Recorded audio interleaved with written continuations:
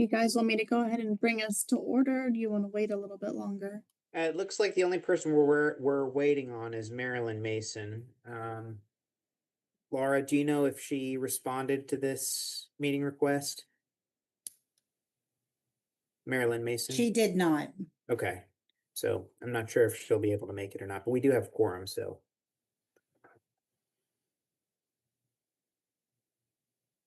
Well, we'll go ahead and get started, and if Ms. Mason joins us later, then we will have perfect attendance. But I'll call the meeting to order. I know Sam just said we had a quorum, and was the press notified? Yes, the press has been notified. Do we have any members of the public in attendance today? We do not. Okay. Well, then the next item on our agenda for today is consideration and approval of the meeting y'all had this time last year. I guess, does anyone have any comments on the minutes?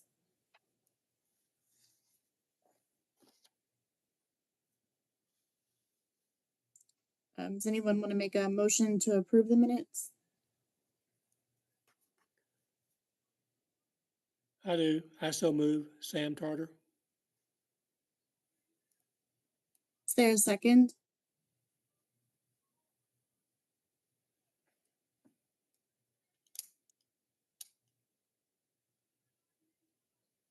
I'll be happy to provide a I'll second. second. I'm sorry. I had to find my. All right, so we have a motion and a second. All in favor, say aye. Aye. Aye. Is anybody opposed? Okay, the minutes are approved. John, would you like to do the presentation for fiscal 2026? Yes, ma'am. Thank you. Good afternoon, members of the board.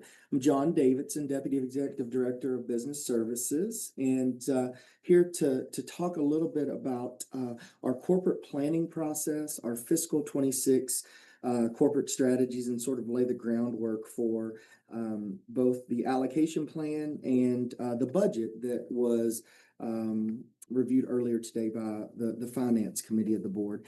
So the first thing I want to say is it is great to have a plan, and we do this plan every year. This year it was especially challenging because, as you all are all aware, of the uncertainty out there to federal programs, housing programs, all kinds of things on the federal level that are up in the air. So it made it a challenge to go through this process. But nonetheless, what we have today is we've got an allocation plan for your review and recommendation to the full board, and then a budget that was recommended and reviewed earlier by the finance committee. But want to lay the groundwork with first just saying these are some unprecedented times. We have planned accordingly given what we know today.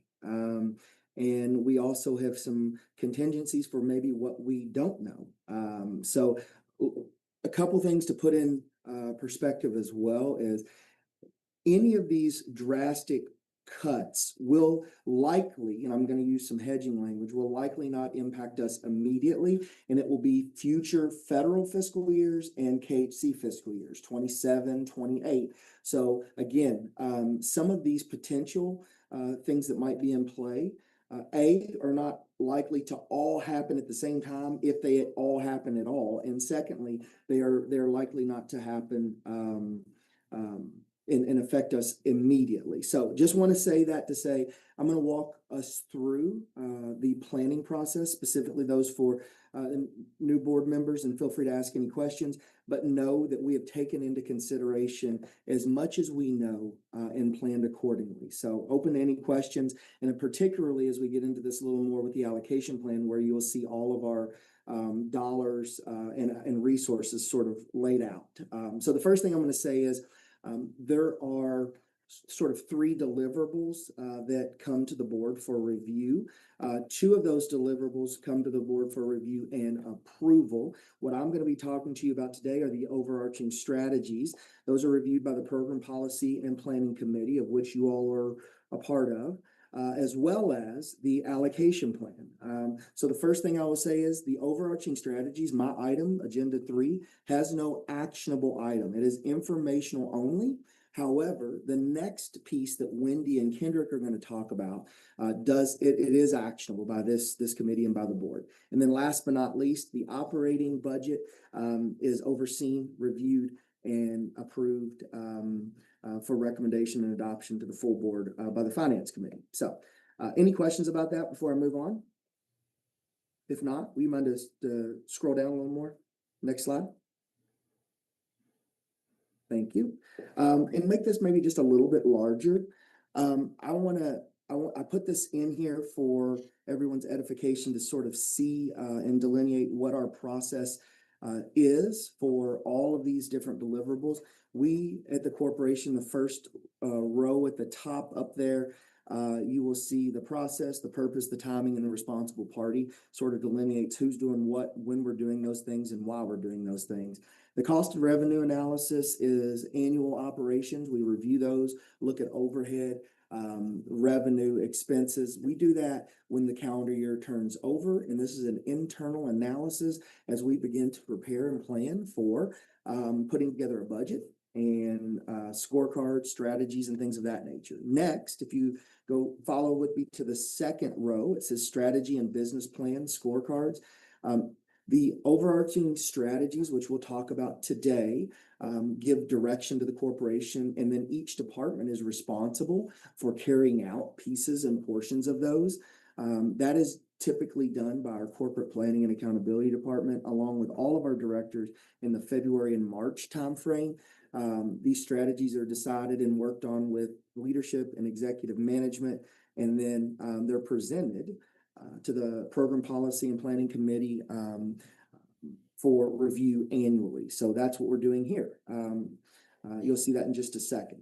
If you scroll down just a little more, the allocation plan. The allocation plan is determines all of our financial resources and how they will be invested across the state. So you will see well over $1 billion of resources allocated in a lot of different ways to a lot of different programs. And Wendy and Kendrick are going to share a little bit of that with you and walk through that in detail with you. That is done in April. So we've been very busy working on that with all the uncertainty. And again, what we do know, we have put that in the allocation plan. We have planned for what we know, not what we don't know or what we speculate not knowing. But KHC crafts the allocation plan for the Program Policy and Planning Committee. And this is a document that is approved by the Board of Directors.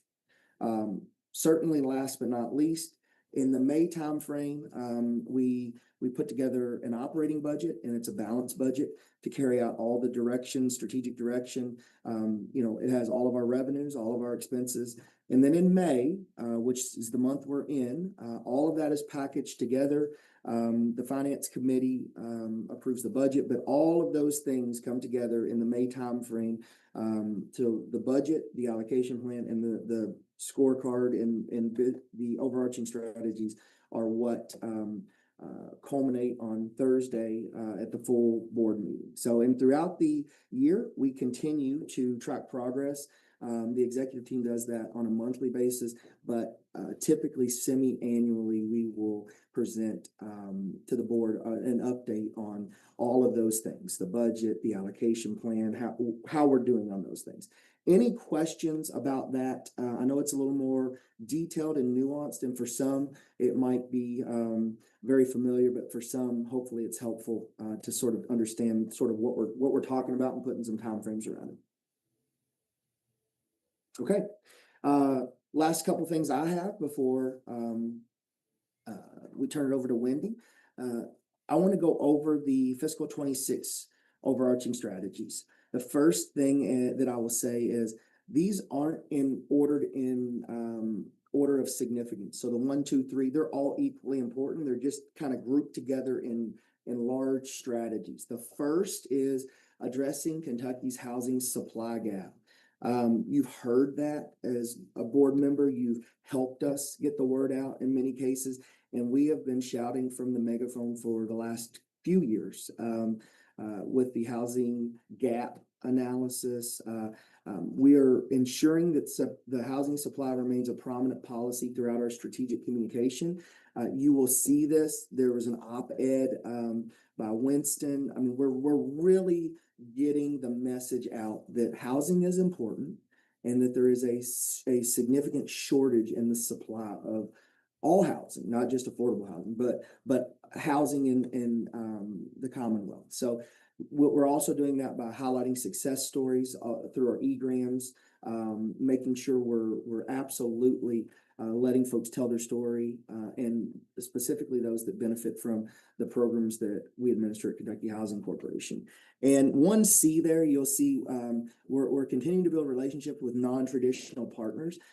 We have an individual that goes out and cultivates partnerships and really works with different communities and entities that may not be traditional housing partners, but to understand the importance of housing and what their community can do, because the problem's bigger than just Kentucky Housing Corporation and the dollars that we have available to help. Wendy or anyone else, do you want to add anything to the first strategy, or do you have any questions about it, members of the board?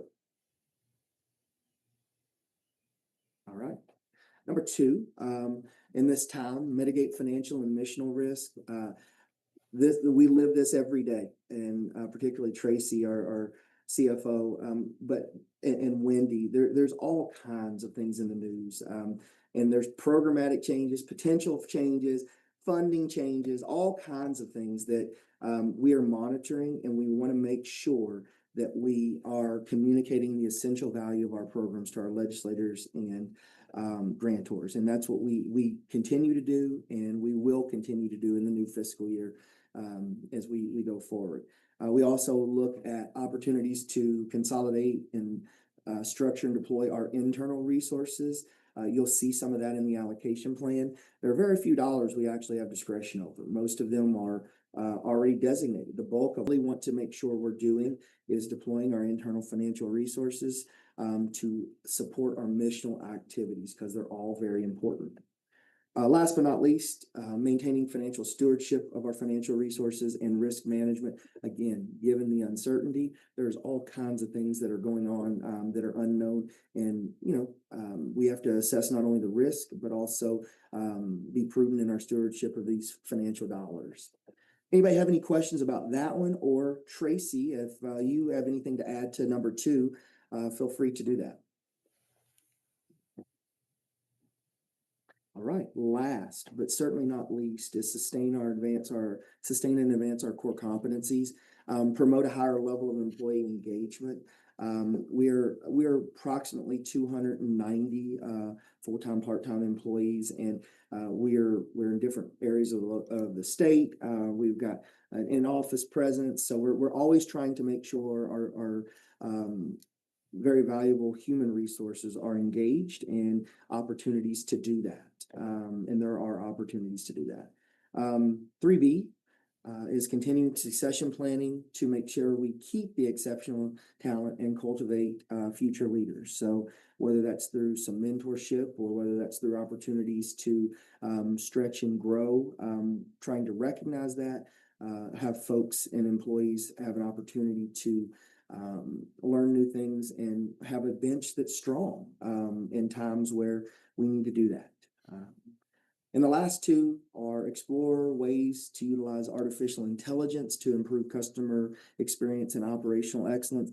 Earlier today in the finance committee meeting, there was some question about, how we've baked in AI in our budget. We have done that. We're investing in some technologies, some applications to help us do what we do maybe more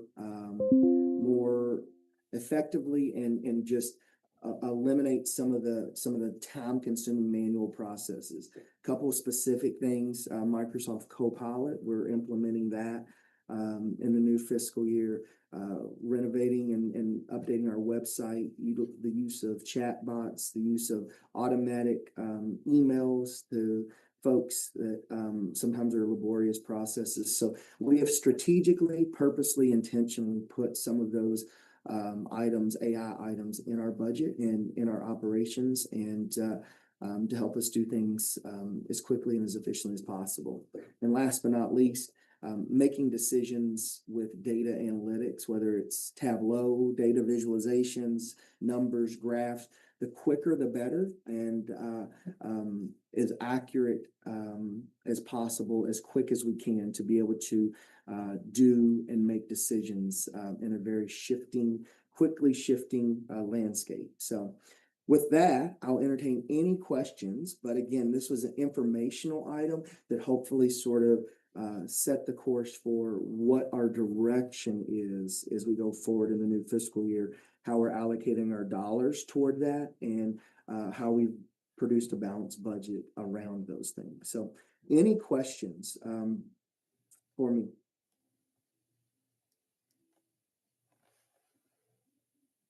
Thank you all. Right, Wendy and Kendrick, would you like to do the allocation plan? Yeah, thanks so much, Heather, and good afternoon, committee members. So I'm going to kind of bookend Kendrick's more detailed presentation about the allocation plan. It is, I can never decide which is more complex, our operating budget or the allocation plan. They're both incredibly complex, and they are weaving together really a lot of different kinds of lines of business and really organizational identities that KHC has, and trying to, in one document, tell the story for the operating budget of how we're going to, cover staff in our facilities. And then for this document that you're looking at, the allocation plan, it's trying to depict how we expect to invest or allocate the funds and tax credits and grants that come to us that we then typically allocate out across the state to partners. So let me say, if you are a newer board member and feel daunted by this, no worries. Almost everyone does.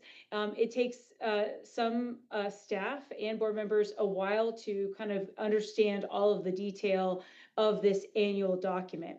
It is really a charting. In its most simple form, it's a charting of 3 sheets. What you're seeing now is the roll-up of everything, which would be the impact that our dollars have across Kentucky. But if we can go to the next slide, we're going to come back to this, but I just want to give the committee members. So really what we have is a charting of the sources that come into KHC. So not to pay for staff and the lights and our health insurance, but these are these sources that we get out to housing projects, tenants, homeless shelter and service providers, at banks all across the state. So these are all of the sources of dollars that come in service of our mission. And then the next page is the uses of those. So we have kind of the chart of the sources and the chart of the uses.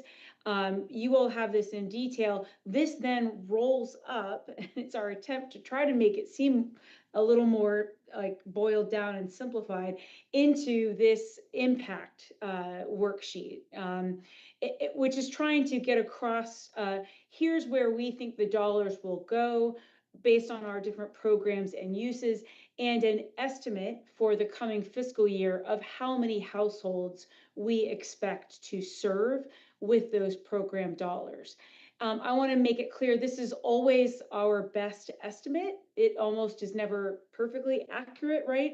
There are only a few areas where we have discretion.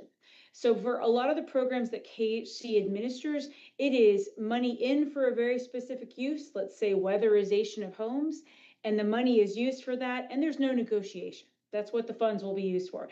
And for a lot of our programs, that's exactly how it goes. We get the funds or the tax credit authority from the federal government or the state, and then we get it allocated out across the year for that use.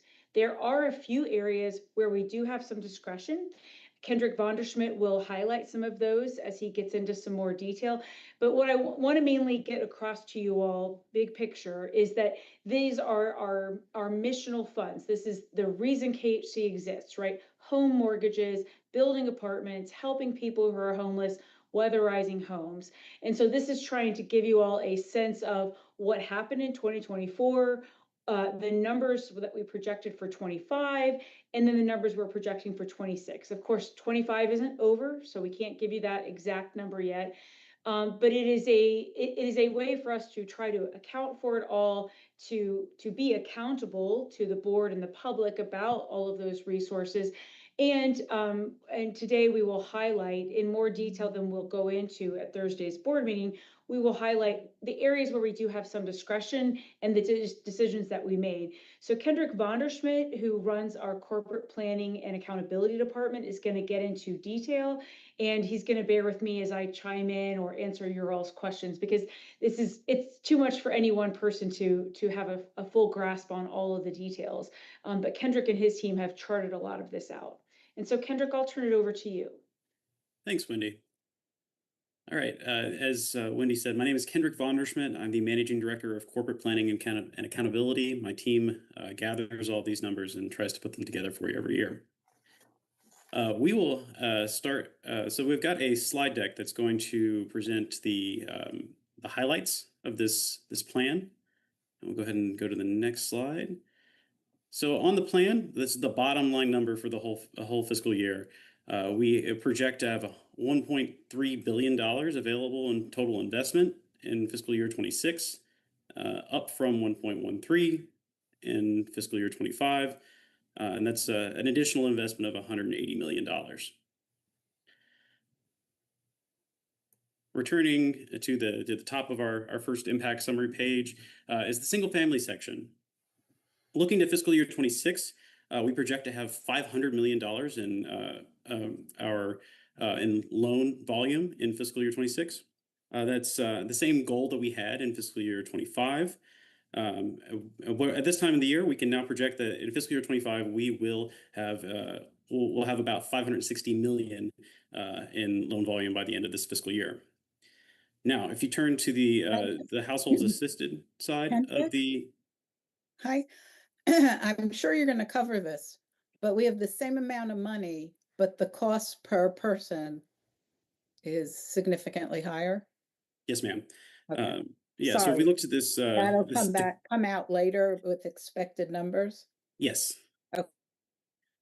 So this, if you looked at this blue chart to the right here, you will see that our households assisted is just declining year over year, and even within 2025 between what we projected and what we're actually what we're projecting now, and that is our average loan amount is going up, which allows us to assist fewer households with that same amount of loan volume as we both look at the end of this year and into the next fiscal year. So we project to make 2,564 loans with that same $500 million in loan volume in fiscal year 26. And that's because of simple math. Everything's higher these days, right? Yes, sir. Okay. All right. Any other questions about single family? All right, we will go to a section of the plan that we call homeownership production. This is programs administered by our housing contract administration area. These are grants and for both building new homes for homeowners through partners across the state, and for rehabilitating existing homes. You'll see that in fiscal year 26, we project to have just under $6 million in funds available from all uses, and to assist 220 households with those funds. This is decreased from fiscal year 25, from where we had $8 million in funds available. The delta there is primarily we don't plan on making any awards with the Rural Housing Trust Fund next year to homeownership production, and that is because we'll be using those funds for multifamily uses in the coming year. Now I have another question, and it's all about the math also. Based on what interest rates, right? I mean, the cost per unit, and then what we lend out at what the developer gets, is that factored in, and how many units we can assist? If I can jump in here, we do not charge interest on any of these funds. So how they flow is for Home, HTF, and the Rural Housing Trust Fund, we do a competitive application where it's primarily nonprofits who have gone after these funds, although for-profits are eligible to seek Rural Housing Trust funds. We do a application round, and they say, I'm just going to make it simple, I plan to build 10 houses. So we will commit enough funds for them to build 10 houses with some recycling of dollars. We let them use it as a construction loan. We do not charge interest. Some of it will stay in the house as subsidy for the home buyer. Some recycles to the next house. And then at the end, with the exception of the home program for certain nonprofits, any leftover funds would come back to us and get recycled as program income. Does that help, Kathy? Yes, it does, but I'm talking about the developer with their other funding may be experiencing higher Oh. interest rates and be able to produce fewer. Oh, absolutely. And just getting access to land, all of that, labor, Yeah, all of yeah. that, absolutely. It's worth noting also, you all might note that from FY24 to FY25 and 26, the amount in receipts that we are getting in that light blue band, which is the State Affordable Housing Trust Fund, AHTF, it's really gone down. It's because that's based on home sales. We get a fee for every mortgage that's recorded in Kentucky, and there just aren't as many being recorded. And so that revenue stream, which is not in the state budget, but is just a fee, is just not coming in, and we don't expect it to grow this year. So it's just a really minimal amount. And there haven't been new allocations of rural housing trust fund dollars. So we are running through what we can allocate to single family, and the next bucket will be going to rental development from Rural Housing Trust Fund. All right. And Yes, none of this is about the emergency funding because of the disasters. Yeah, we don't know if any of that will flow to us. We haven't been notified of anything. Rural Housing Trust Fund did originate out of some disaster funding, but we're working our way through that. We've allocated all of the Rural Housing Trust Fund that was for emergencies. Well, actually, we've allocated it all already. We won't be allocating anything new next fiscal year because it will still be spent in future years because development takes time, but it's all been allocated. thank you. One other final thing to point out on this slide is you'll see large amounts of funds in the left side in that yellow. That's that RHTF that we've been talking about, those awards were made in fiscal year 24, but as Wendy says, development takes time, and so we are having these units being created or rehabbed in fiscal year 25 and 26.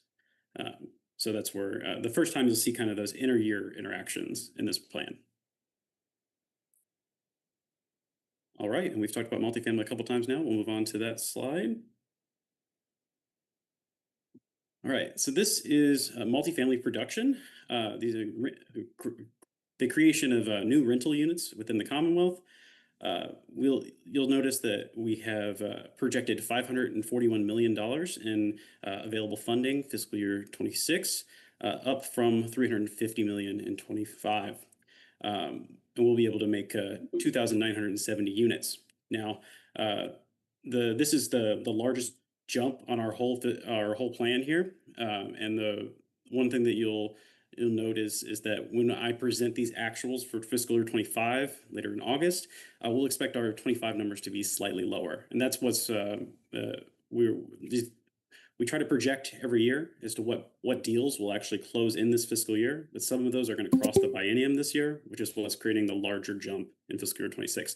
There's not that much extra bond cap, that yellow bar, tax-exempt bonds, actually available in fiscal year 26. It's really the shift of expected closures of those bond deals that we thought were going to close this year into next fiscal year. So that is where that large yellow bar is coming from.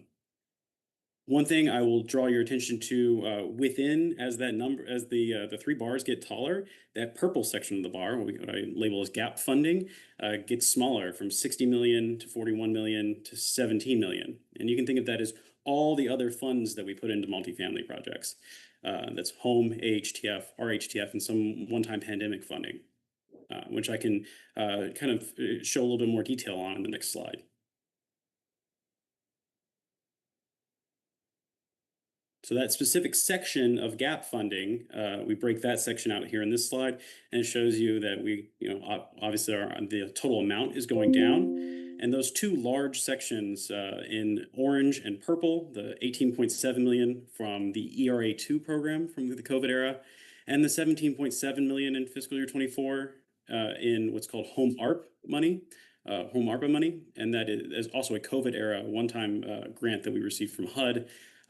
We've been making awards with those funds, but those funds won't be available to make new multifamily awards in fiscal year 26 as those various programs are either all awarded up or, in the case of ERA2, fully sunset. So that we are having we are kind of getting to the end of all that one-time funding, and that's affecting our availability of gap funding. All right. No questions on multifamily. We'll move on to our rental assistance programs. So our rental assistance programs, tenant assistance programs, other name for this area, you can think of that as the majority of that is our project-based.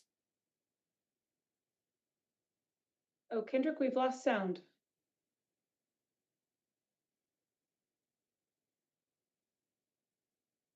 Kendrick, are you there? Oh, he Can you- might have frozen up. I can hear other people. They cannot hear me. We can hear you There now. you Maybe go. you should turn your video off just to. I can do that. There you go, you're back. All Yeah. right. All right. So this section in rental assistance, we project to have 215 million total funds available between our project-based units, our housing choice voucher program, our tenant-based rental assistance, a small program under the home grant, and the new 811 program. So I'll start by noting that you'll see the housing choice voucher program. We project to that's the biggest drop in number of available units between the fiscal year 25 and fiscal year 26. Overall, we project to serve 26,979 households with all four of these programs, down from 27,191 in the fiscal year 25. And that difference is right there in that housing choice voucher program, where because of fair market rents going up, we're able to service fewer households, and we have been we've been instructed that we're running out of money as a program. So so we're not able to make new vouchers available within the tenant assistance program. And I just want to make sure we understand that it is a combination of rents going up, but wages not going up, so that Mhm. people's share doesn't meet how much more it costs. So this really is about workers not getting enough not getting enough wages. And I would submit not having enough housing supply that's aligned with people's incomes. Yeah. The final thing I will explain on this slide is that the new 811 program, that is a specialized program that's that $0.2 million in fiscal year 26, and that 15 units right there at the bottom. It's a small new program, but we're very happy that we were awarded these funds for disabled households for some permanent supportive housing. And it's nothing compared to the number of units that are served elsewhere around here, but it's an innovative program that we're bringing online next year. All right, moving on to our homelessness and special needs program. This is a combination of our continuum of care program, our emergency solutions grant, and the some pandemic era home ARP money. This is we in fiscal year 25 we had 11.9 million available, and next fiscal year we will have 11.4 million available. The difference there is mostly we had some special COC awards in fiscal year 25 that were the product of winning a competition across the corporation. We got some one-time funds that for rural and unsheltered homelessness across the Commonwealth. And those funds were one time, so we're not going to be able to award them again in fiscal year 26. But with that, we still will have still be serving some units in fiscal year 26, as even though we're not making new awards and new funds are not available. Finally, you'll see this is another instance where those original home ARP awards, we're going to continue to. We've already made those street outreach awards to our partners across the state, and we'll still be serving some households with those funds in fiscal year 26 as well. We project to serve the same 4,175 households with this slightly smaller amount of money in fiscal year 26.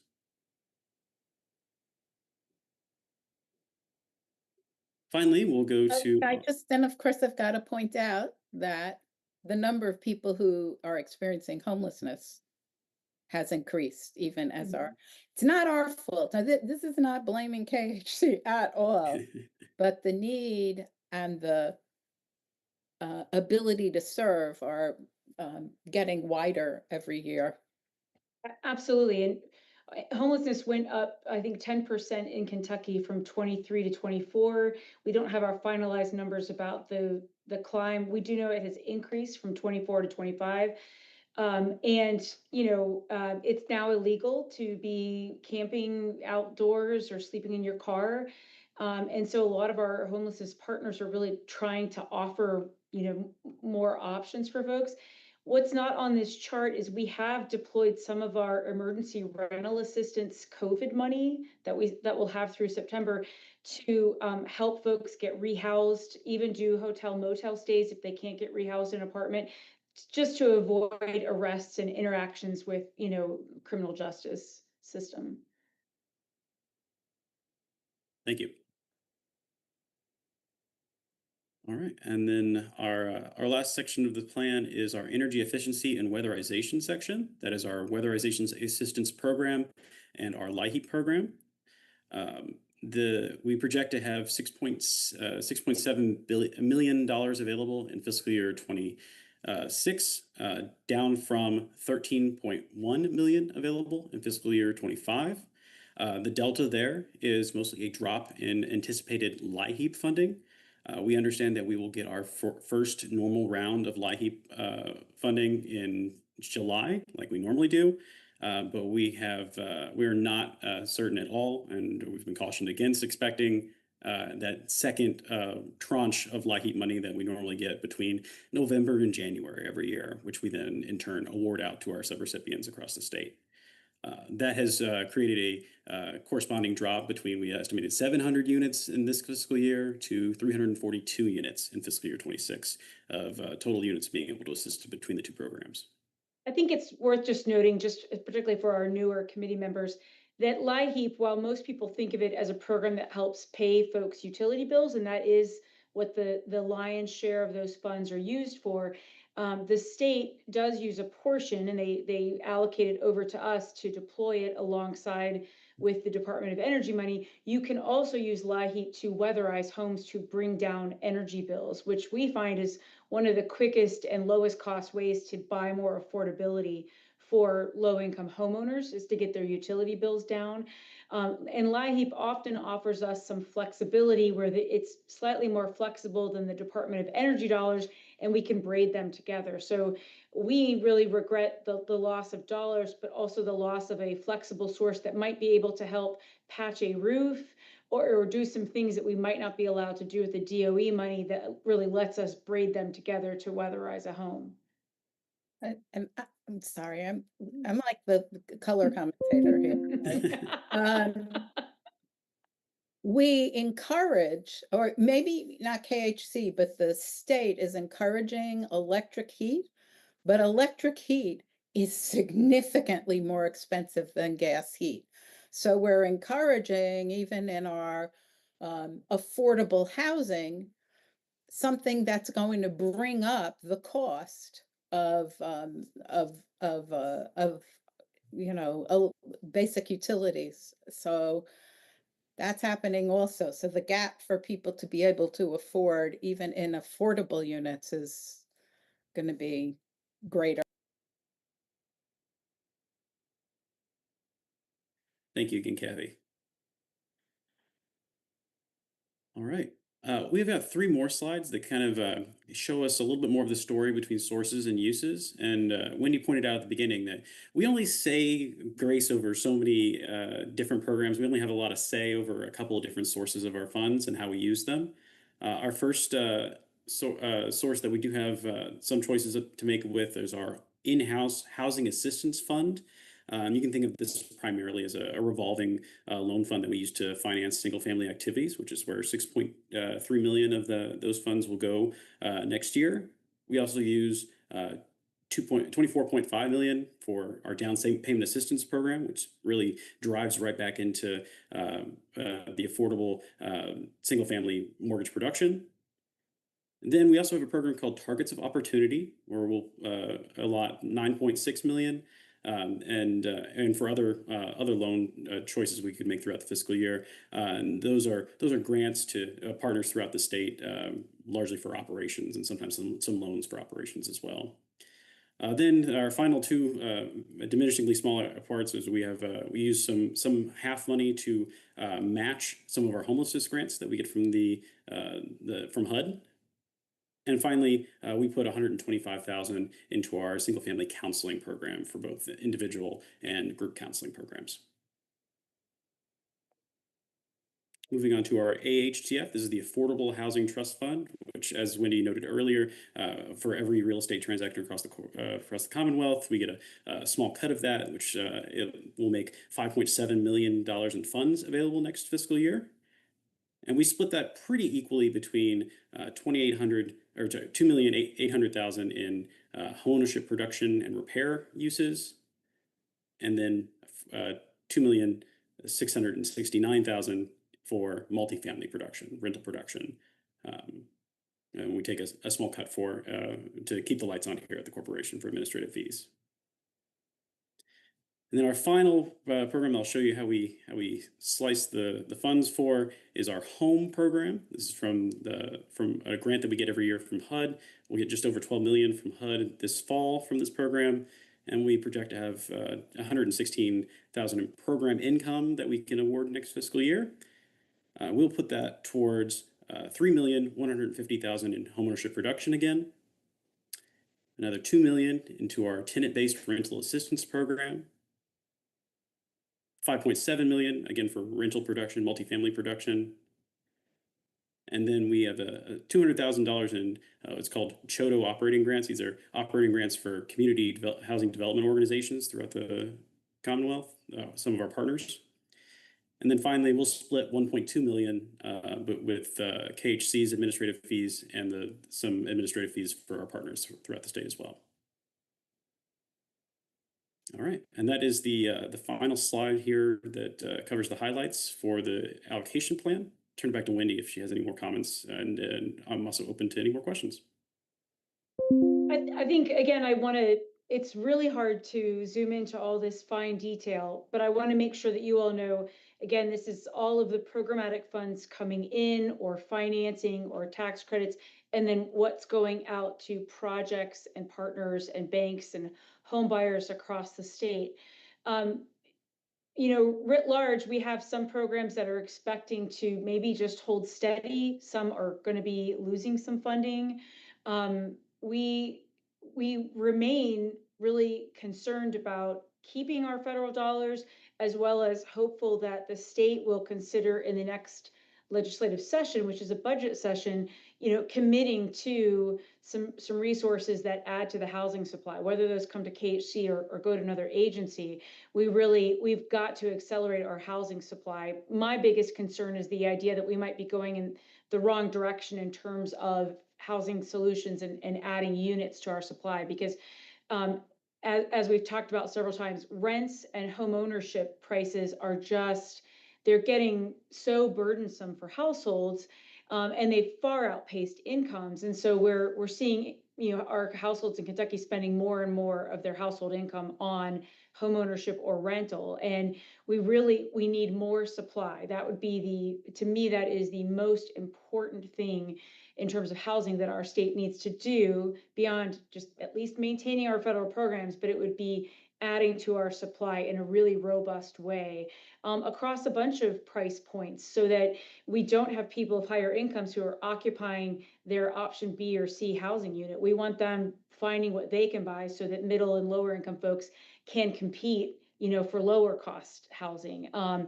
And so I will just say that while right now we don't feel like our hair is on fire with regard to the federal budget, those impacts would hit us next fiscal year or the one after, we're really worried that this is not the direction we need to go, and we really have got to get more housing built. And what we have seen with some of our partners, particularly in East and West Kentucky, is when there is a known new resource, in particular disaster recovery dollars, they will grow their capacity to build more housing.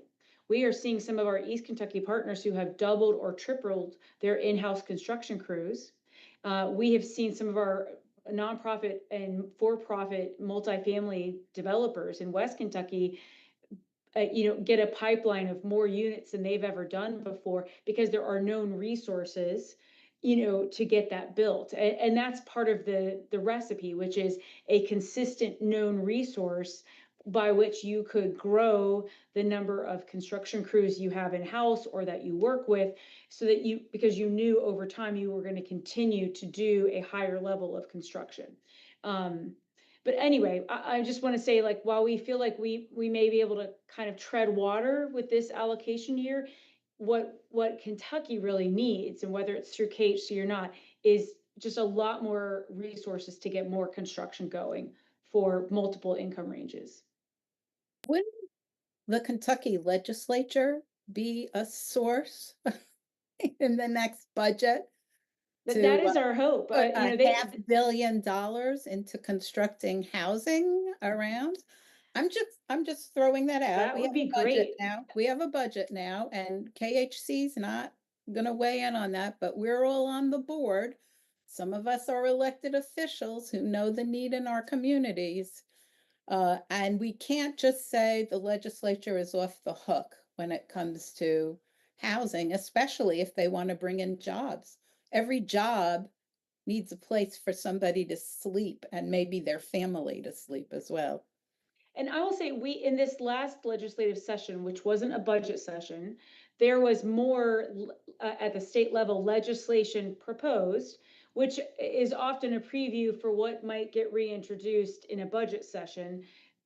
I don't know the tea leaves, but I would say there still remains a lot of momentum around getting some of those elements of legislation considered in the next session. I would I'm love sorry, a $500 million fund. I would love that.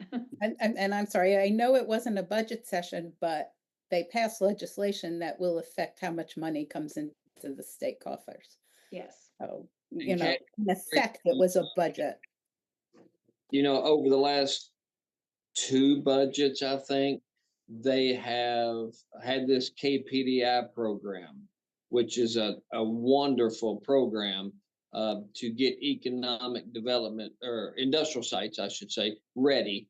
And we have one of those sites, and we've been awarded that money here in Carrollton, and we're getting ready to make improvements to that site. But we've already had possible tenants for this land flirting with us, and talking and had meetings.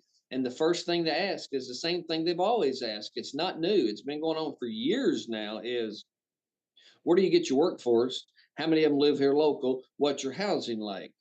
I mean, this is a national problem, right? And it's not new. So the Carroll County Community Development Corporation has discussed it. We have a subcommittee that's housing. The Northern Kentucky Area Development District has subcommittees. Everybody's done this work, but all we, from local level all the way up to the state, all we've done about it is 3 or 4 years or longer is talk. We've talked enough to identify the problem. The problem is short of a housing, who's gonna have some skin in the game. So I would love to see the state entertain a program like the KPDI for housing to entice cities and counties that may have land that could be a subdivision or whatever to do the build out and infrastructure, or maybe having a portion of that money from the legislature that would entice builders to come to your area. So yeah, I mean, we beat it to death. We all know the problem, and Yeah. I mind to have meetings. I just get tired of going to meetings when you talk about the same thing. At some point, you got to do something, have a plan, and if you do it wrong, you back up and you fix it and move on. And I think it's time to move on. And I think the bulk of that I think the legislature is a huge, huge key player here. I think you're right to zero in on the KPDI program, Mayor Adams, because it's very popular with the overall legislature. You know, it's not any one party. They both really like it, value it. It's considered worthwhile. And why not have a housing element as part of the KPDI? You know, that would have nothing to do with KHC, and that's fine with us. We just want more systems go on ways to get housing, you know, underway. And being new, the next question I have, and it's probably not, this is not what today's meeting is about, but if they were to entertain something like that or get some conversation going, while it could affect KHC in a positive way, it won't have anything to do with KHC, but do we have any place in Frankfurt when it comes to lobbying and supporting these things? Or do we stay out of that? Do you mean KHC itself? Yeah. The organization that if the legislature puts this on the table, can we throw our name in the hat and say, we support you? You know, this would do great things for us and all Kentuckians, doesn't matter what race you are, what party you are, this is everybody, and we support this program. So we're going to lobby for it where we can. Yeah. Do we do any of that? I would let Sam answer. We don't do technically lobbying. We do like meet with legislators about specific pieces of legislation. We've testified with the Housing Task Force. And Sam, I'm going to let you take it from there. Yeah, we provide information. So, you know, we would be happy to sit down with legislators and give them, you know, if there was a proposed piece of legislation and we could determine what the impact would be, you know, for example, like if there was something similar to the KPDI program for housing, you know, here is how other states have implemented similar programs and what the impact has been. Here is how KHC resources or private market resources could be used in conjunction with a program like this to you know, increase the supply of housing, you know, whether it's affordable, workforce, or lower income. We can provide that information to the legislators, and that's generally what KHC's role has been when new legislation has been proposed. So it's a good subtle way to say we're not down here in Frankfurt lobbying for it, but we would support this thing. Yes, and just be able to discuss the impact it could have, and yeah, Yes. absolutely. And we did a lot with the housing supply gap, you know, of talking with legislators, talking with the task force. We also presented to them what other nearby states and similar kind of red and rural states are doing.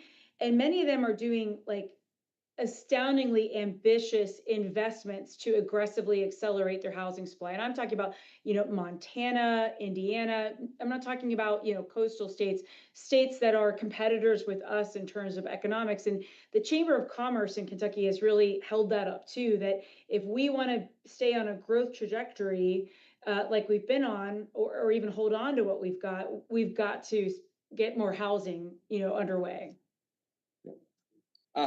Sorry about derailing you there, but that's No, important. it's very, it's Absolutely relevant. Yeah. So you can hear us, Mayor Adams, we are trying to walk a line of balancing being a quasi-state agency, but also trying to uphold what we feel like is this really urgent issue, because we feel like it is the most, we're not going to gain any ground with our little niche programs that focus on the homeless and the very poor or first-time homebuyers if there's not enough housing.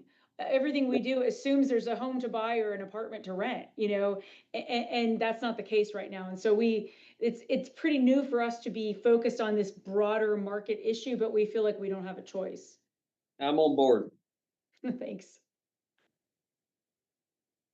So with all of that, we would like to submit to you all our recommendation that you all adopt our allocation plan so that you can then recommend it Thursday to the larger KHC board. So You need a moved. motion now? Yes. I'll make that motion. Mayor Adams. I'll second. Any further discussion?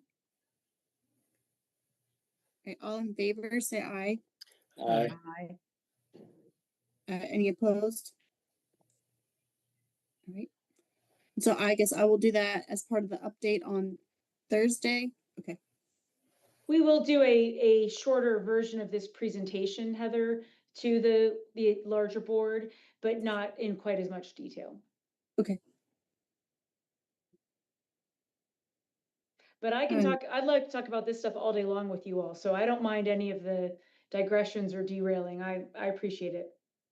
Thank I you. mean, I personally think the discussion that Mayor Adams was bringing up is a really good one, and it's probably a good one for the larger group to have, because we are a relatively diversely composed group of public officials and constituent individuals that might have the ability to think outside the box. And your comment about this is not something y'all really had to think about, because it's not, you know, whether somebody like me can buy a house isn't really your problem. I mean, but it is now, because if I can't move out of my starter home, then somebody else can't move into it. And I can't. So Right. it's just an interesting way to be a part of a conversation that, and I think you all should be commended, and I'll say this again on Thursday, for the work that you've done on an issue that's not your issue. I mean, you're out in the front of it. Anyway, that's a lot of Thank you. information, but we'll go over it on Thursday. It was a good discussion. Does anybody have any other informational items to talk about today? Well, the only thing that I'll mention is when you made me think of when you said you appreciate the work they've done. I'm gonna be honest with you. Before I was appointed to this board, I wasn't familiar with Kentucky Housing Corporation, as I'm sure a lot of the general public's not, right?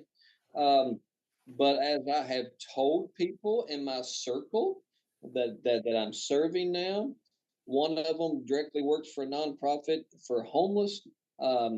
The local housing authority director, as these people learn that I'm on it, they all know about Kentucky Housing Corporation and work with them and they'd have nothing but praise for the Kentucky Housing Corporation when I tell people that I now serve on it and they are familiar with it. The first thing they do is tell me all the good things that Kentucky Housing Corporation does. So there's been lots of good work for 100 years before I was here. So you all been doing it well, and I'm just glad to be a part of it. And they all praise you, and you need to know that. Well, thanks.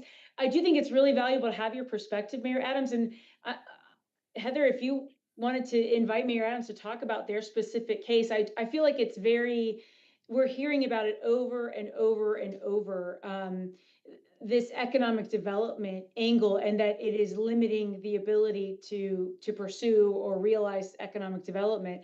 And that is something, I mean, we never used to have economic development organizations reaching out to us to want to talk about housing. And we don't have a lot of tools for them right now. But I think it's a really important vein, in part because it gets traction politically, right? Job creation is valued very highly, and the idea that we might stymie it by not figuring out how we accelerate supply is a pretty powerful story. I would be glad to help in any way I can.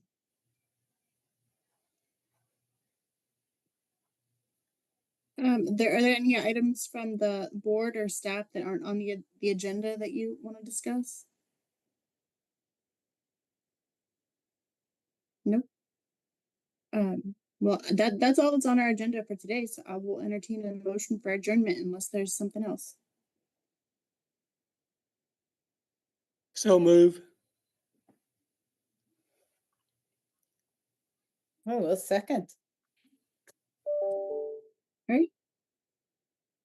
I'm assuming nobody opposes, so we'll see you all on Thursday.